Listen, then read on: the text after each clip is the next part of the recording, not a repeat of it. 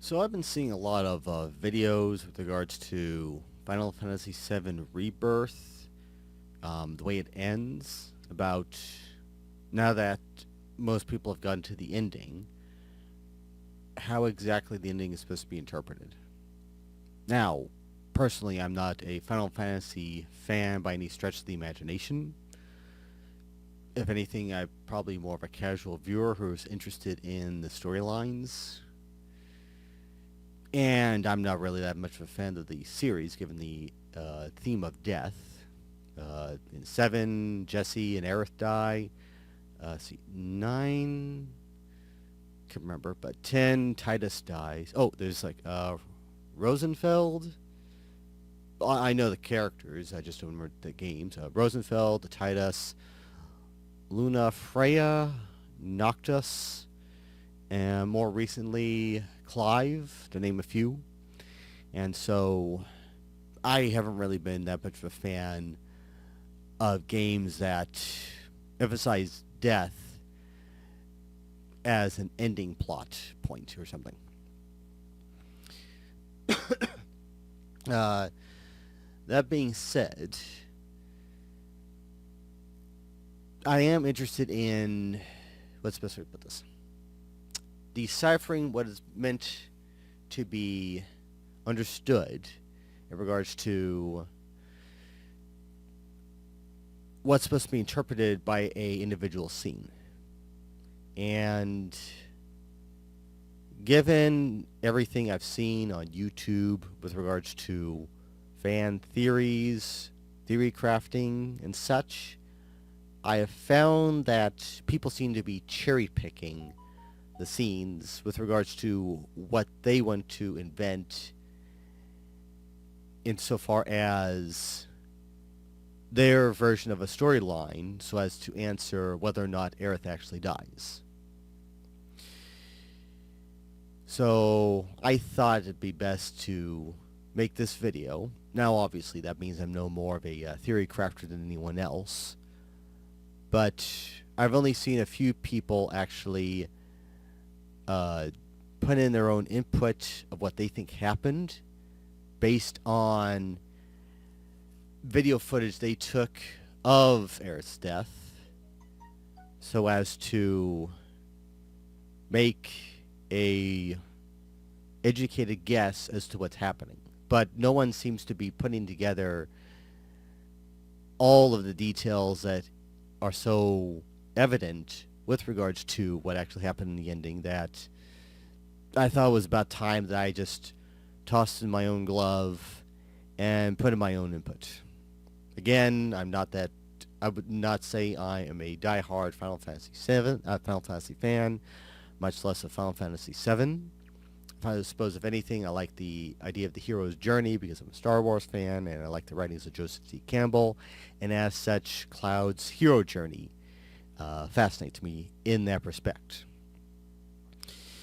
So, further regard, I'd say it's best to begin with watching the death scene as a whole.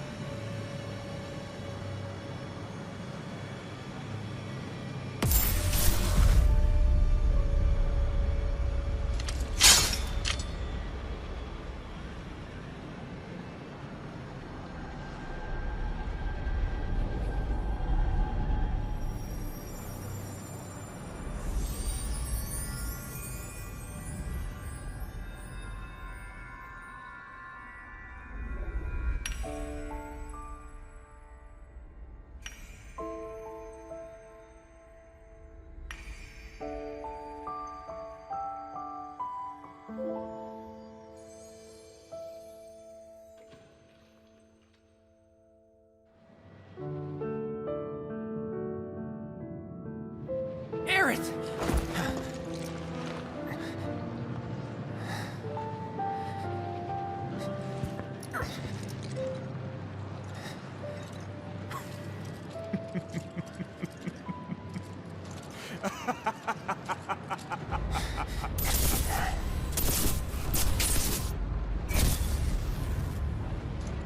Don't wait.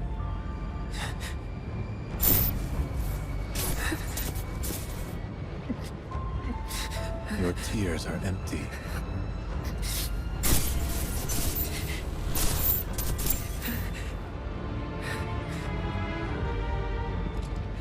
Just like you.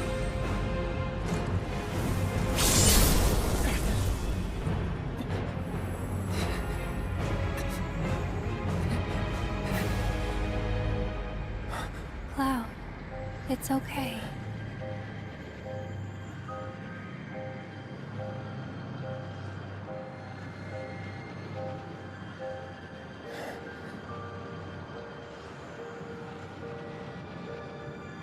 Aerith.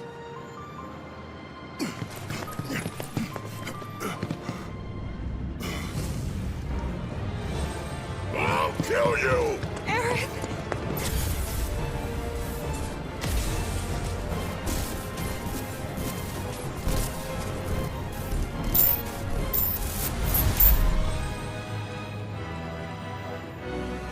And so it begins. A confluence of worlds and emotions. Loss, chief among them. It engulfs fleeting moments of joy, transforming them into rage, sadness, hatred. Never have I felt them so keenly.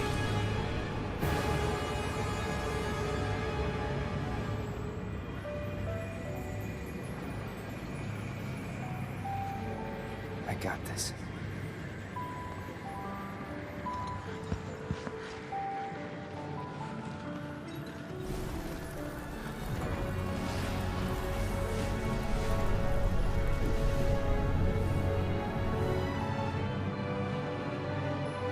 However, you'll never see the truth with such clouded eyes. Shut up! After all, you're just a puppet. Okay, so initially starting off this sequence, we see when Cloud sort of breaks free from the control of, well, I think it was assumed that was the Whisperers. One set of them trying to get him to attack Aerith, the other set trying to stop it from happening. But then, once it gets to where Sephiroth is starting to come down, that's where suddenly Cloud breaks free from their grip to make a move. Now you'll notice that there seems to be this green glow going on. Now at this point, I'm not sure what exactly that's interpreted to mean. I know some people have commented about that being from the live stream. Now, Aerith supposedly has control of the live stream to a certain point, but I know that some people comment about the possibility that that's supposed to represent that she's supposed to, well, when this goes through, that's he deflects Sephiroth's blow and then he doesn't, or it makes it look like he did. It was interpreted to be that Aerith is gaslighting Cloud to believe that he deflected Sephiroth's blow, so that way she can further help him with his mind later on or something.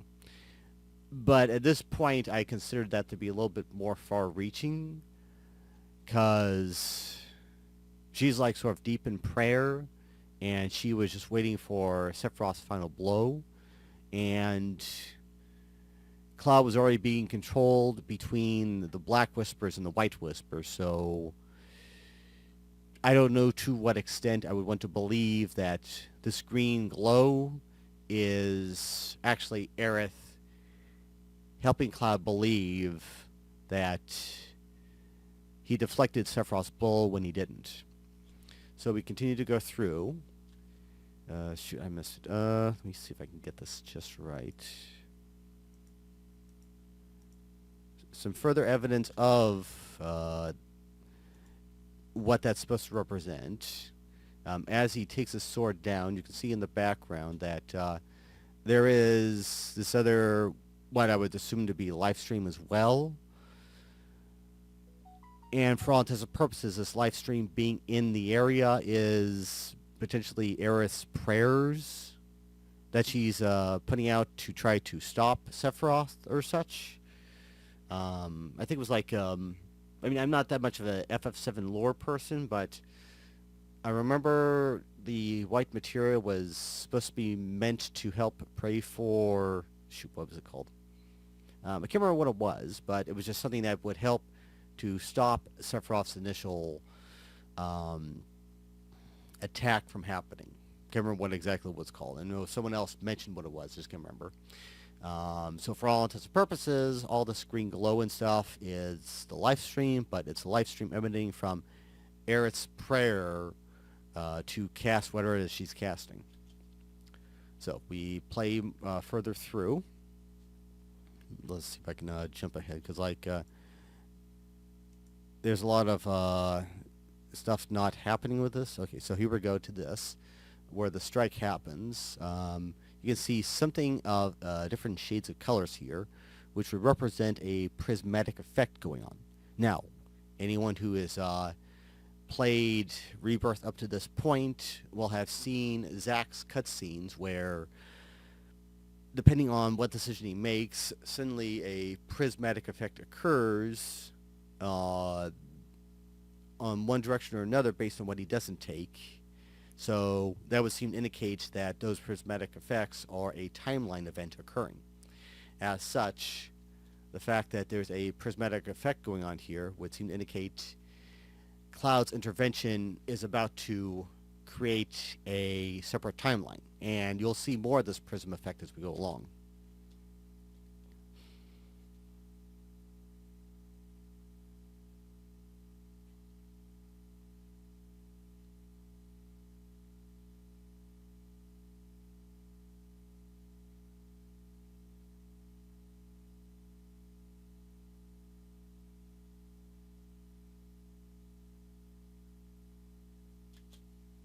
See if I can pause this just right. There we go. So more of the prismatic effect. Heavily suggestive rainbow colors going on, which would indicate a timeline event has occurred, that he has created a separate timeline event where one timeline potentially has Aerith surviving and the other timeline doesn't. We go through further on. Now, I don't see a prismatic effect going on right here, but at certain angles, as this goes along. Yeah, here we go. We got a prismatic effect going on right here, which is all being contained within the landing that all three are on. So as to indicate that the timeline is happening on that landing. Okay, push further on. Yeah, see? More of the prismatic effect happening on the landing. And unlike the other events, this is being persistent. I don't recall exactly whether or not the prismatic effect faded after Zack made a choice. But the fact that this is being persistent would seem to indicate that the timeline situation is in a sort of flux or such. So we play through. This would be the timeline that Cloud manages to deflect Sephiroth's Masamune and gets jammed into the ground. Here's more of the prism effect on the landing itself, as opposed to where it was there, sort of like standing up on its side. Running through. Now, you'll notice right here, the prismatic effect seems to not be going on, but there is green going on, which would seem to indicate the live stream. And this is, of course, the angle that we assume it's the main Rebirth timeline that Aerith did not survive, because this is the one where Sephiroth managed to run it through Aerith. Going a little further on. Let's see if I can get this to work right.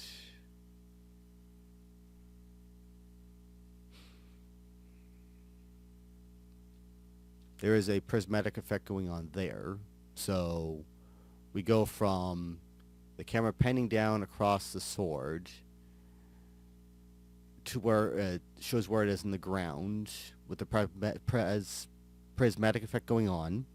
It transitions to the Rebirth timeline where Aerith will supposedly die. And then we go back to this where we have the prismatic effect, which seems to indicate that at least Cloud and Aerith are probably in a sort of timeline limbo, maybe, because they are both being contained in this rainbow effect on the landing to indicate, yeah, see, right here, all of it going on still, even though it wasn't going on in that cutaway before cutting off of the Masamune. So, more evidence that Cloud succeeded in creating two timelines, and there's no blood on Aerith. Now we push further on.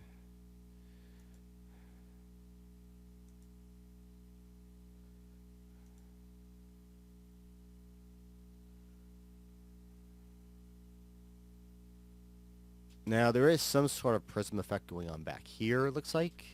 So, and right here. So we are continuing on with the idea that the two of them are in a timeline transition.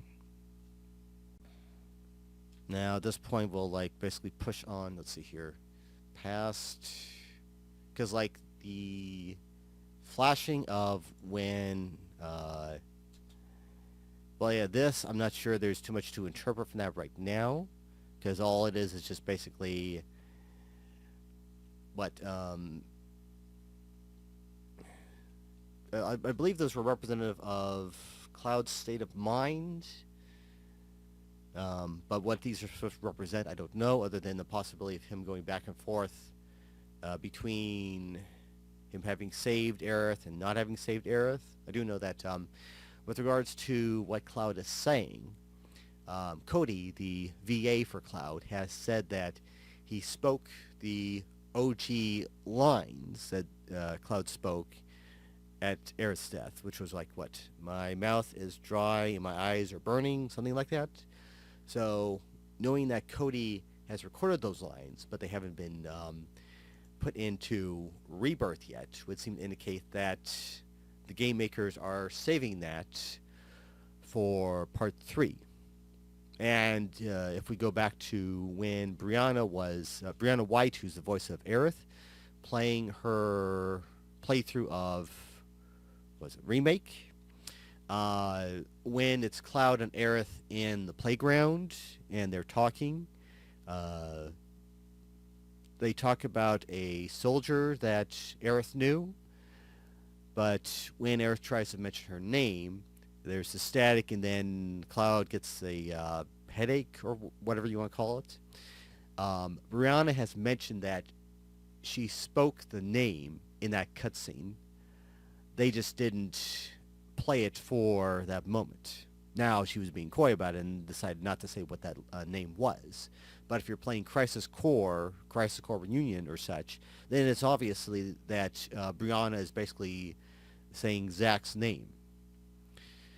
And if they held off on it for Remake, then the question comes up whether or not it's going to be brought back in Part 3.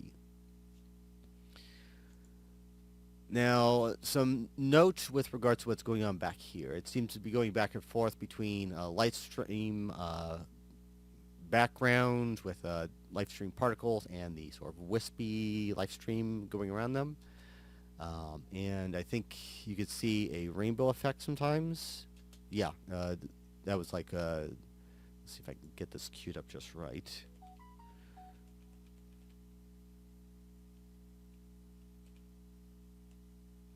I think we got, this is Rainbow Effect plus live stream. I thought I saw, there it is.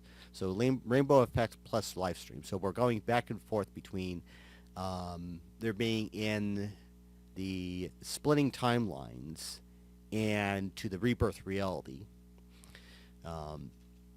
Going back and forth between the two, which means that Cloud and Aerith are going back and forth in this sort of limbo state. And here you see the prism effect, but not the live stream. So a lot is going on with regards to what is supposed to be intended between each of these individual flashings of memory. So we go through.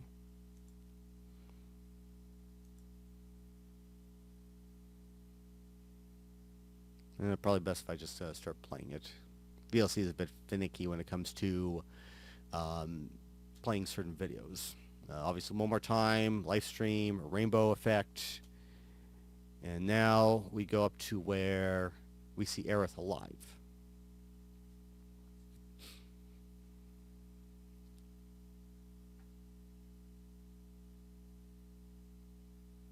Obviously, right here, this is where people have wondered whether or not this was meant to mean that Cloud did survive. But if that's the case, then why is it that we're getting mixed messages with regards to Cloud's deflecting the Masamune versus Masamune penetrating Aerith? Now, obviously, you see a lot of live stream going on here.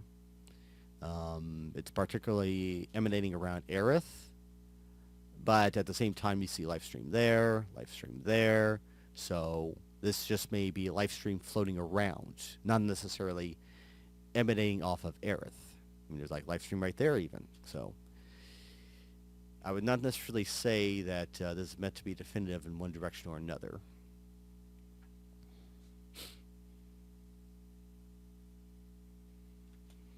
Now, we can pretty much skip ahead to when the party gets onto the landing, because at this point I don't believe there was anything else that was of any major significance, because then it went to the party running up to the landing, so let's skip ahead to that.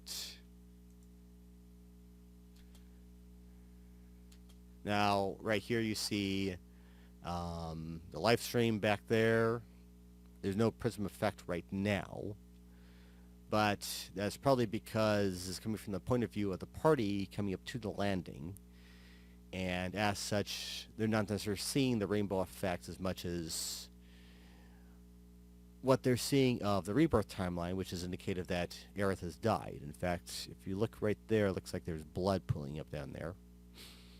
Looks like there's some blood there. So yeah, this is dead Aerith. Now, coming up here is a rather significant situation that I didn't realize it until, what, today? We're coming up to Tifa calling out to Aerith, and immediately after that, we see this, where it goes back and forth between blood pooling up underneath Aerith and on her arm, and no blood at all. See, no blood there, blood there. Keep on going back and forth. And we pan up to the arm, where you see blood there. No blood there. And blood has come back. Now keep in mind, the camera went to Tifa before going to this POV. And now, as we go forward, this will go back to Tifa. Now, that's the best way to put this. Obviously, the look on her face, you could look at it as her running through, going through the process of grief over seeing her friend dead. But at the same time, looking at the expression on her face, and I'll play it a little bit. a part of me wondered whether or not that was a look of surprise that her friend was dead, or at the same time, given the fact that the previous POV came up only after the camera went to Tifa. So, camera to Tifa, POV, back to Tifa. That would indicate that Tifa is potentially seeing the scene going back and forth between a bloodied Aerith and no blood around Aerith. Furthermore, she stopped in her tracks. So, even more to the possibility that she sees something that, because Cloud and Aerith have already been traveling through timelines, and Tifa, I'm not sure how she would potentially see these timeline flashes, but I suspect there's a possibility that it had to do with her falling into the Mako reactor.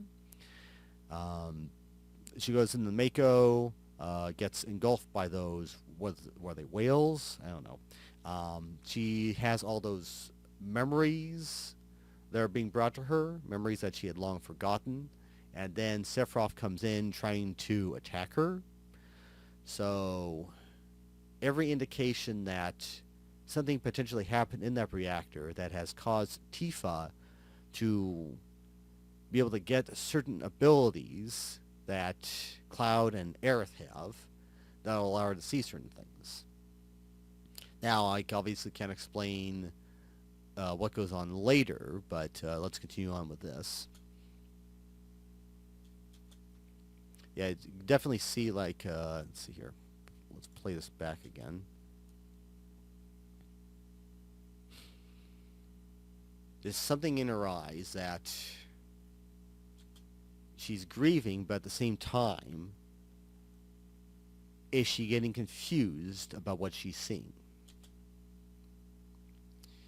So we play through.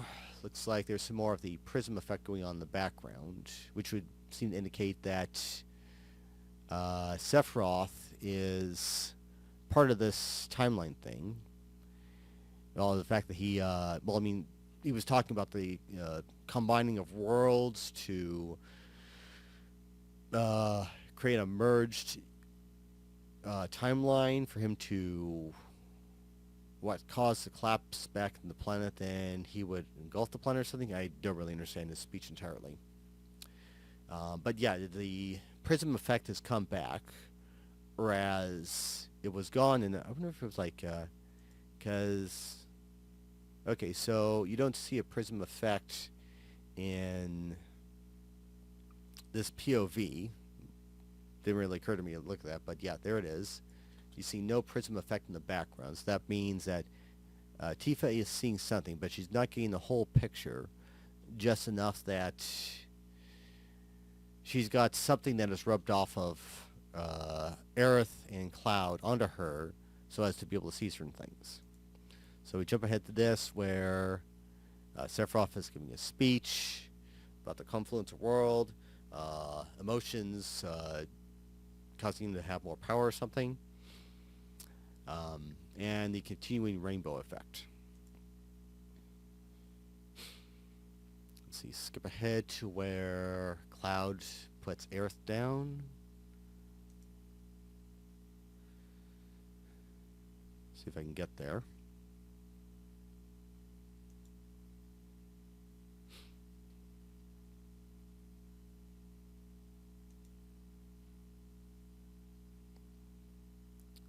Okay, so we're now at the point where... Now, I'll admit that there seems to be more live stream on Aerith than anywhere else.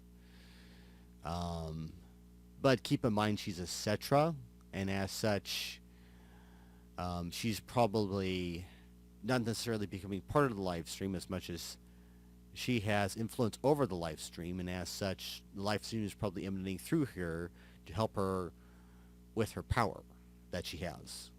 So, may not be entirely live stream Aerith that is sticking around a little bit longer. So we run through this, where he lays her on the ground. And you can see that there is a prismatic effect going on. And as the camera pans around them to focus on the group, Oh, by the way, there are these white whispers right here, so indicative of the fact that something has happened, that Aerith has control over the situation to a certain extent, with the life string being on her and the whispers gathering around her. That would indicate that she's about to do something. We just don't know what it is yet. Okay, you see that the guys, that the group is not entirely in the prism effect. In fact, they're sort of like a cloud, so for all intents and purposes, they may be standing in the middle of this prism effect, but not even realize it. Because when they were coming up, you didn't see a prism effect, but you see it when it's Cloud's point of view aiming at them. Let's see, we go through. Actually, at this point, I don't think there was too much more, because it all got down to what was going on with that scene.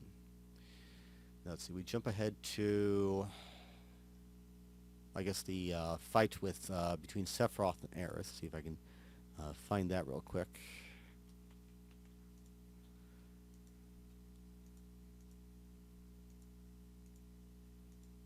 I may not have it in this video, I don't know. Probably not in that one. So, bottom line, there's enough nuance going on with this particular sequence just in this area alone that it would seem to be indicative that there's more going on to the scene than just cherry-picking certain elements out of the sequence so as to fit a certain narrative. And you need to look at it as a whole to try to interpret what all it is that you're seeing at once. One other thing I'll take note of is the fact that there's this book that got released called Final Fantasy VII Rebirth Ultimania, which contains a whole lot of rather interesting information with regards to the making of the game and input from the game makers in regards to what was intended one way or another about certain elements of the game.